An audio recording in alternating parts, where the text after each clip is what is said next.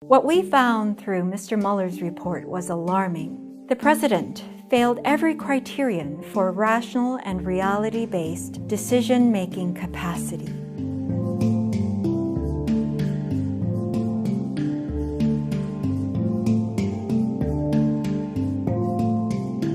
My name is Dr. Bandy Lee. I'm a forensic psychiatrist at Yale School of Medicine. A forensic psychiatrist does evaluations for the courts and testifies before legal or governmental bodies.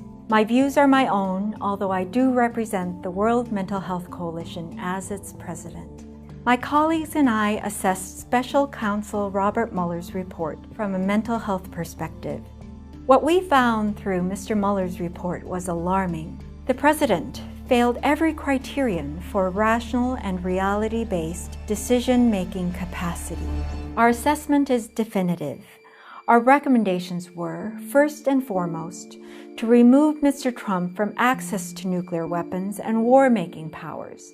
We could offer many more, but given the urgency, we decided to focus on the two most important: the instability and impulsivity that led us to the brink of war with Iran should illustrate the importance of mental capacity in a president. His actions are exactly what we would predict from an individual who lacks mental capacity.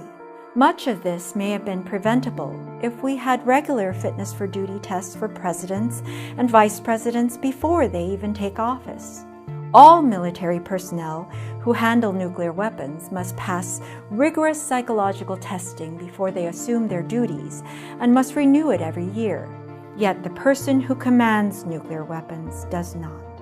What we performed was a mental capacity evaluation. It tests function, not diagnosis, and in this case, the ability of someone to make sound decisions free of impulsivity, recklessness, paranoia, and false beliefs. To demonstrate mental capacity, one has to be able to take in information and advice, to appreciate and make flexible use of that information, to consider consequences based on rational, reality-based, and reliable thinking without undue interference from impulsivity, conspiracy theories, emotional needs, or fluctuating inconsistency, and to refrain from behavior that places oneself or others in danger.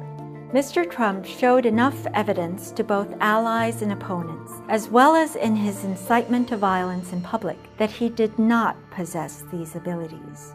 Our work is not about Mr. Trump, who may not be a danger as a private citizen, but about protecting society against the powers of the presidency in a person who has not demonstrated the ability to handle them.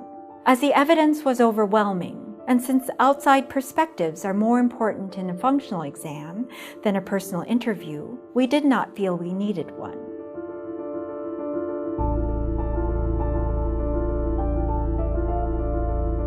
The wealth and quality of the report's content made this possible. In fact, we had more and better data under sworn testimony than we have ever had in our usual practice. Still, we wish to offer the president the opportunity to present for an exam if he believed himself fit, and we asked him to give us an answer within 3 weeks. While his staff let us know that our request was received, there has been no response about a personal exam. Hence, we proceeded with our conclusion and recommendations.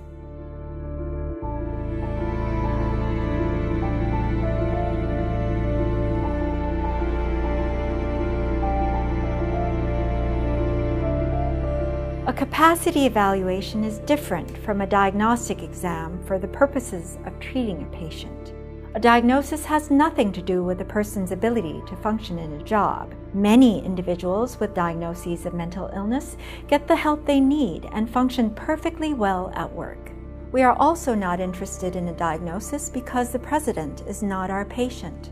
Our primary responsibility is to protect public health and safety, as our professional ethics require.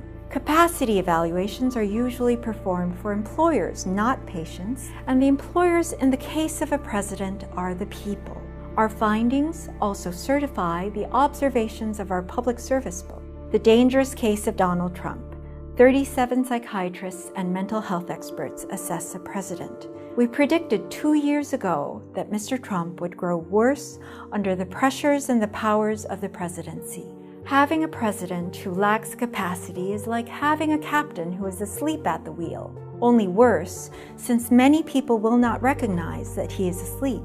Not only that, efforts to cover up this lack in Mr. Trump, either by himself or those protecting him, may ignite dangerous situations. Experts who understand these dynamics can educate the public about these distinctions, the way we have learned to protect ourselves against the spread of infectious disease. We urge the public to read our report, which can be found on our website, dangerouscase.org, and we urge authorities to follow our recommendations. The security of our nation is at stake.